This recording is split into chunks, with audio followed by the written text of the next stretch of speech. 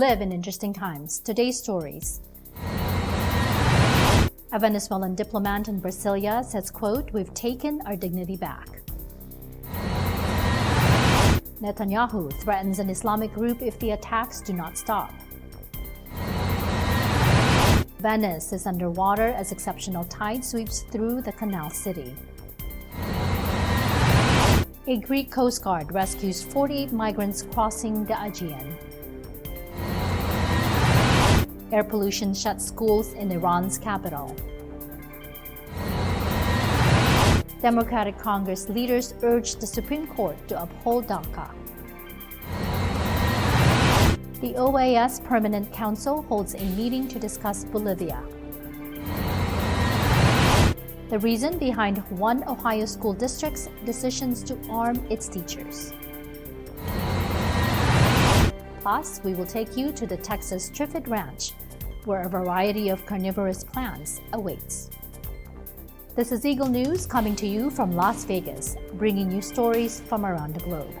I'm Anna Kui.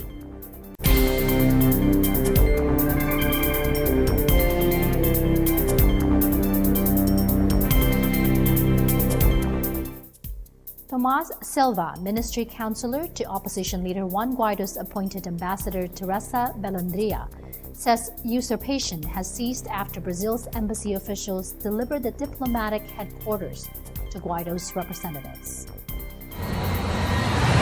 El día de hoy, funcionarios de la embajada reconocieron al presidente interino, al presidente legítimo de Venezuela, Juan Guaidó, y nos hicieron entrega de la residencia y de las oficinas de la Embajada de Venezuela en Brasil. Estamos felices, estamos contentos, la dignidad vuelve, la dignidad está con nosotros y esto no es más que un incentivo para que el 16 de noviembre, así como en Brasil cesó la usurpación, cese la usurpación en Venezuela. Military police surrounded Venezuela's embassy in Brazil Wednesday as rival supporters of Venezuelan opposition leader Juan Guaido and President Nicolas Maduro faced off inside a struggle for control of the diplomatic compound. The envoy said in a statement embassy officials opened the doors to Guaido's appointed ambassador Teresa Bellandria after recognizing the opposition leader as president. It was not immediately clear which side was in control of the embassy. The last Maduro-appointed ambassador to Brazil was withdrawn in 2016. Bellandria said officials inside the embassy delivered, quote, voluntarily the diplomatic headquarters to the legitimately accredited representation in Brazil early Wednesday. Bellandria said, quote, upon entering the headquarters, we could verify that a group of officials was living in the official residence. We request all accredited officials at the embassy and in the 7 Venezuelan consulates adopt this same decision. According to a voice recording sent to Brazil's left-wing Workers' Party, or PT, and shared with AFP, Freddy Mergote, a senior embassy official loyal to Maduro, said, quote, strangers to our facilities are entering and are violating the Venezuelan territory. Mergote said, quote, we need help. We need the immediate activation of all social movements and political parties. Supporters of the Venezuelan president yelled, Viva Maduro! Venezuelan Foreign Minister Jorge Arreaza condemned what he described as an invasion of the embassy. Arreaza tweeted, quote, we hold the government of Brazil responsible for the safety of our staff and facilities. The standoff could not come at a worse time for Brazil's President Jair Bolsonaro, who is hosting the BRICS summit a short distance from the Venezuelan embassy. Brazil is among dozens of countries to recognize Guaido as Venezuela's legitimate leader, but BRICS titans, China and Russia, back Maduro. Bolsonaro is under pressure from Brazil's powerful beef farming and mining sectors to stay on good terms with China, the Latin American country's biggest trade partner. The BRICS summit will be the first time Bolsonaro has hosted a major international gathering since he took office in January.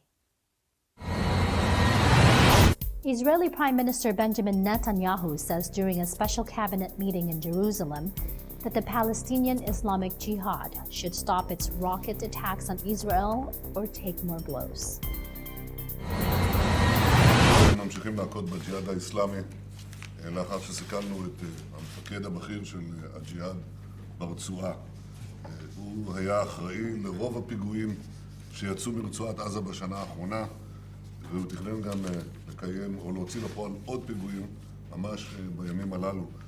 ביממה האחרונה אנחנו השמדנו מטרות חשובות של הג'יהאד האסלאמי, סיכלנו חוליות מחבלים שתכננו לשגר רקטות לשטחה של מדינת ישראל, והיו במהלך השיגור חלק מהם. אמרתי אתמול שפנינו לא להסלמה, אבל שאנחנו עונים על כל תקיפה נגדנו בהתקפה, בתגובה חריפה מאוד. ואני חושב שמוטב שהג'יהאד יבין זאת עכשיו, במקום שיבין זאת כשזה יהיה מאוחר מדי בשבילו. אני מאמין שהמסר הזה מתחיל להיקלט אצל הג'יהאד האסלאמי. הם מבינים שאנחנו נמשיך להכות בהם ללא רחם. אנחנו נחושים להילחם ולהגן על ארצנו. ואם הם חשבו שהמתחים האלה, או הפגיעות האלה, יחלישו אותנו, ירפו את הנחישות שלנו, הם טועים. ולכן יש להם ברירה אחת, להפסיק את התקיפות הללו, או לספוג עוד ועוד ועוד מהלומות. Venetians woke Wednesday to devastating scenes after the highest tide in 50 years washed through the historic Italian city, beaching gondolas, trashing hotels, and sending tourists fleeing through rapidly rising waters. Shopkeepers on the Grand Canal raged against those who have failed to protect the UNESCO city from the high tide, blaming corruption for the much-delayed barrier protection system, which could have prevented the disaster. Venice's Mayor Luigi Brugnaro said in an interview with national broadcaster RAI, quote, "The city is on its knees." He said in the famed St. Mark's Square, which bore the brunt of the flooding, quote, "There's widespread devastation. Tourists lugging heavy suitcases waded in thigh-high galoshes or barefoot through the submerged alleys as water taxi and gondola drivers bailed sewage-tainted water out of their trash vessels. The exceptionally intense aqua alta, or high waters, peaked at 1.87 meters or 6 feet. Only once since records began in 1923 has the water crept even higher, reaching 1.94 meters in 1966. Vento, finestre che sono volate, antenne spezzate, anche perché l'intensità del vento era fortissima, specialmente quella mezz'ora, dopo un po' si è calmata, anche se è stata una cosa insolita per noi. Eri abituato a 1,30 m, ci aspettava 1,45 m, è arrivata quasi 40 cm, più di 40 cm, perciò c'è chi ha perso tutto, probabilmente specialmente i negozianti, gli ristoratori. The fire brigade said it had carried out over 250 operations as well as laying on extra boats as water ambulances. Around 150 firefighters were deployed to rescue people stranded on jetties and to recover boats broken free from their moorings. President of the Veneto region, Luca Zaia, said 80% of the city had been submerged, causing, quote, unimaginable damage. In other news, the crew of the Greek Coast Guard patrol boat jumped to life as they pulled 48 migrants out of a rubber dinghy in the sea off the island of Samos. They will soon join the masses at the hugely overcrowded camp on Samos. Over 6,000 people currently live there, 10 times the camp's nominal capacity. Διασώσαμε γύρω στα 48 άτομα από διάφορες εθνικότητες. Το δύσκολο ήταν στο σημερινό περιστατικό ότι οι καιρικές συνθήκες δεν βοήθησαν. Δόξα τω Θεώ, με τη βοήθεια του Άγιου Νικόλα, τα καταφέραμε. Με ηρεμία τους επιβιβάσαμε, δεν αγνοείται κανείς ευτυχώς. Είναι όλοι καλά στην υγεία τους κατά δήλωσή τους. They spotted the migrant dinghy about 90 minutes into their run from the island of Samos. Their 18-meter patrol boat aided by the radar of a larger Greek Coast Guard vessel nearby. For about an hour, the Greeks repeatedly hailed the Turkish Coast Guard to intercept the dinghy. Please react. There is no response, so the Greeks move in. From a distance, just a handful of people can be seen sitting on the sides of the dinghy, but it soon becomes clear that it is packed with dozens of people huddled back to back. By the time the patrol reaches the migrants just inside Greek territorial waters, armed coast guards from the larger vessel are already there, barking instructions, "Stay calm." Among the 48 on board are men, women, and nearly a dozen children, some of them toddlers. Though the sea is calm and a full moon affords good visibility, the crew knew to be wary. The patrol boat's crew of 4 quickly gets the migrants on board, urging them to sit on deck to avoid falling over. None of them speak English well enough to explain where they are from, but most appear Syrian or Iraqi. The dinghy is already swaying in the waves. If too many try to get off at once, it will capsize. But some of the younger men are practically jumping with joy, not realizing they are still in danger. Authorities said schools in Tehran were ordered to be closed on Wednesday after the Iranian capital was cloaked in dangerously high levels of air pollution. Governor Anushiravan Mohseni Badbi said kindergartens, preschools, and primary schools would be shut in the city and the counties of Garchak, Peshwa, and Baramun. Mohseni Badbi was quoted as saying by state news agency IRNA, "The air quality index for the city of Tehran still has not passed the unhealthy status for sensitive groups." He said average concentrations of hazardous airborne particles hit 133 micrograms per cubic meter in the city and were as high as 150 for 10 districts.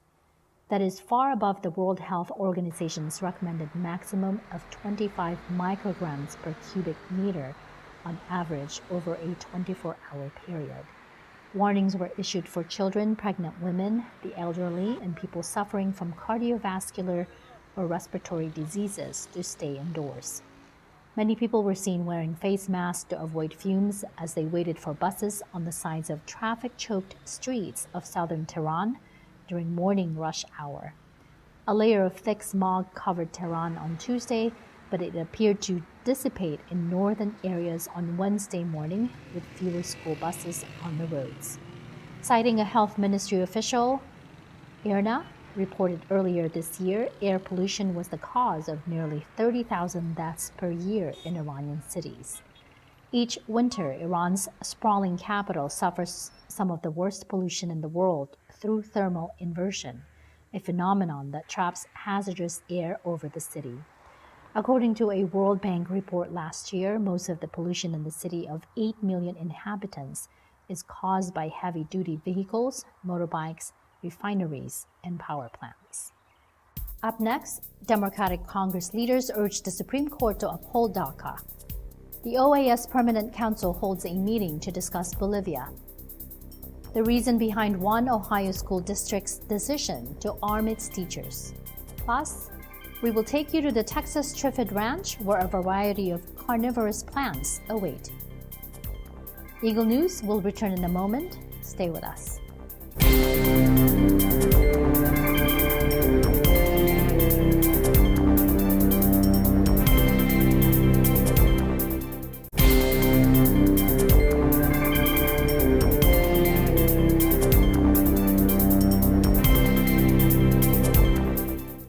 Welcome back. This is Eagle News coming to you from Las Vegas. I'm Anna Kui. Democratic leaders spoke at a press conference on Capitol Hill expressing their support for the DACA program as the U.S. Supreme Court hears arguments on whether to uphold the program, which protects nearly 700,000 young immigrants, known as Dreamers, from deportation. Now here we are on this day that should be a very hopeful one for our country, where the Supreme Court of the United States will make a decision to either cause pain or find a solution by upholding what we think is the right thing to do. We urge the court to support the lower court's decisions on this. We urge the court to do that. And as Justice Sotomayor talked about this morning about how much pain would they cause in the lives of hundreds of thousands of people in our country. All of us today stand in solidarity and in support of our dreamers and our DACA recipients. They are as American as any single one of us.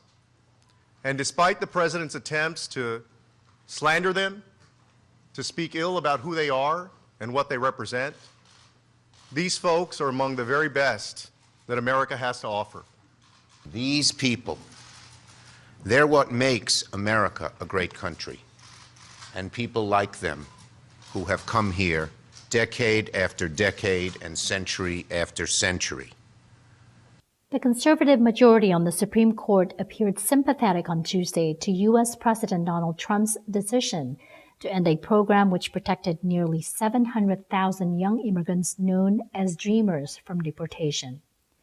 The Deferred Action for Childhood Arrivals, or DACA program, was created by former President Barack Obama and allows young undocumented immigrants brought to the country illegally as children, nicknamed Dreamers, to stay and work in the United States.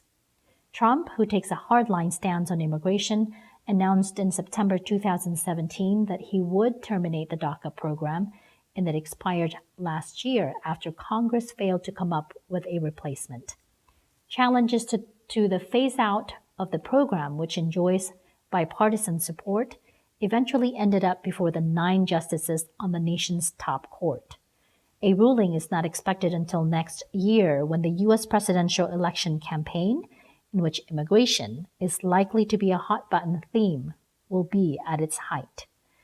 Trump weighed in on Tuesday as the court heard arguments claiming that, quote, many of the people in DACA, no longer very young, are far from angels. Some are very tough, hardened criminals. DACA applicants are not eligible if they have a criminal record.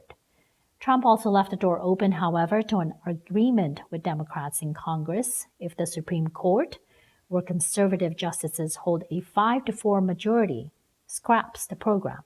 He said, quote, if Supreme Court remedies would overturn, a deal will be made with Dems for them to stay.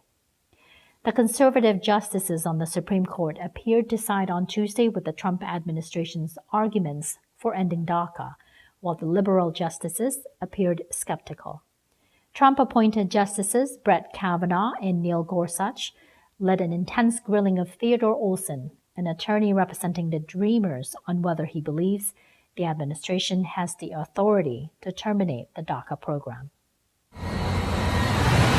The U.S. ambassador to the Organization of American States, say Bolivian ex-president Evo Morales, quote, must rescind his call for extrajudicial violence and intimidation, while the Mexican ambassador to the OAS condemns a coup d'etat in Bolivia during a meeting of the OAS Permanent Council in Washington, D.C. Que hoy mi país sufre una situación de conflictividad y violencia sin precedentes, ocasionado por el rompimiento del orden democrático constitucional. El presidente Evo Morales, en fecha 10 de noviembre, presentó su renuncia para no generar muerte y enfrentamientos entre hermanos, para no ser parte del derramamiento de sangre y para que no haya más humillaciones, violencia y racismo.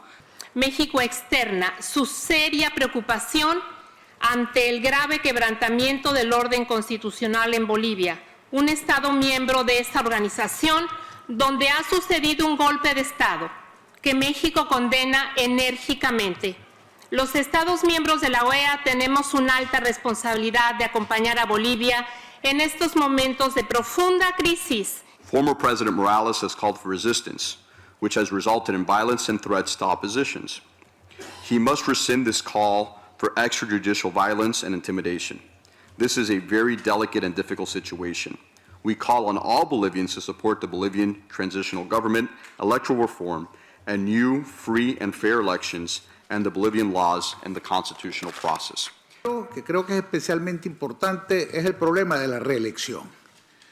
En los países de América Latina, la pretensión por parte de los presidentes a permanecer eternamente, indefinidamente o largamente en el ejercicio del poder ha sido un trauma que ha afectado nuestra evolución constitucional. In rural Shelby County in Ohio, law enforcement has trained teachers to fight back should an attacker threaten students. They are among the first in the United States to embrace the controversial strategy of arming teachers. I believe it's one of the most proactive steps we can take. We've had times before where the police is called, and even though if it's police or sheriff, they're minutes away.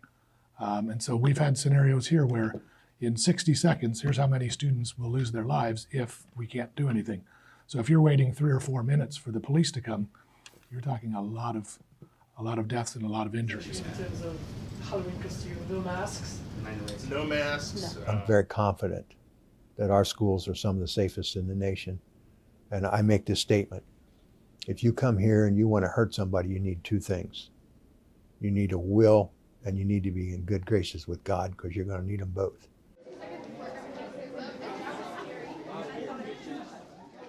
My granddaughter, she knows how to handle a gun. I taught my sons about guns simply because in this country there are a lot of guns out there.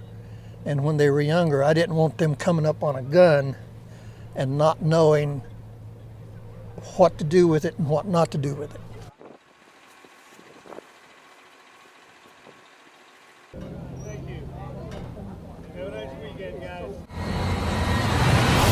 Meanwhile, in Texas, for those with an exotic green thumb, the Texas Terrific Ranch is home to a variety of carnivorous plants. Nanita Manawas with the story. You're in the market for meat-eating plants. The Texas Terrific Ranch offers a wide selection of carnivorous plants.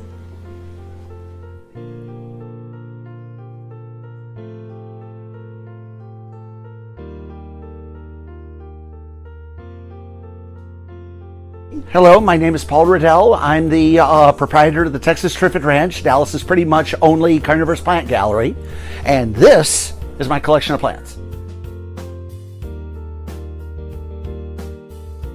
And what I have here is, right now on this table here are a cross-section of beginner plants for people who are just starting to get into carnivorous plants.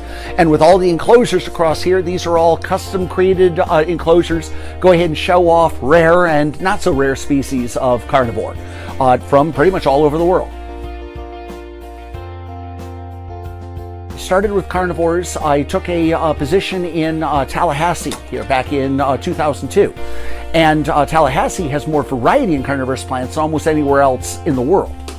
And in fact, Jeff Vandermeer, the author of the novel Annihilation, and for those of you who've seen the novelization, was in fact the individual who encouraged me to come out to Tallahassee in the first place. And the job that brought me out there didn't last very long, but the love for the carnivores never stopped.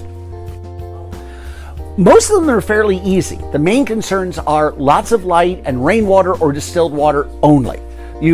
Especially in the Dallas area, you cannot use municipal water out here unless it's run through a reverse osmosis system, because it's just so salty and it's so alkaline. For very easy ones, the first thing is I don't recommend fly traps. Fly traps I do not recommend to beginners because they are very, very temperamental. They require a lot of light, 6 to 8 hours of direct sun every day. They are rather fussy about their water quality, and they have to go dormant over the winter. They have to sleep in cooler conditions, or else they will wear out and die. So there are quite a few that are much easier to start off with. The Cape Sundew here, for instance, is a good example here. This is native to far southern South Africa. And the Cape Sundew does very nicely underneath a desk lamp with a 100-watt equivalent LED light bulb in it. Set it in about that far, and that's more than enough light for them. They thoroughly enjoy the cooler temperatures that are in most offices. Then I have the spoonleaf sundew, which I also very highly recommend for beginners. Spoonleaf sundew here doesn't get particularly big, but it does form colonies. They'll go ahead and spread out. Ultimately, given a chance, this will fill this entire jar. It'll take a few years, but it'll get there. And then as far as interesting plants you can enjoy all year round, the various Nepenthes species have quite a few hybrids. This one is a purebred. This is Nepenthes ventricosa. They do very, very nicely for beginners. You can start them out in a small container and then move them to a larger one as they grow.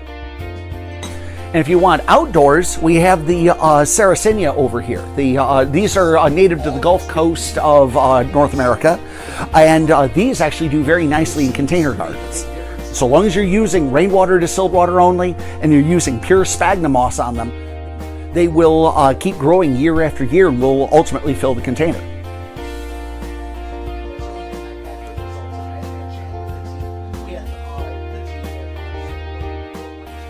Reporting from Dallas, Texas, this is Nanita Manawis, your EBC correspondent.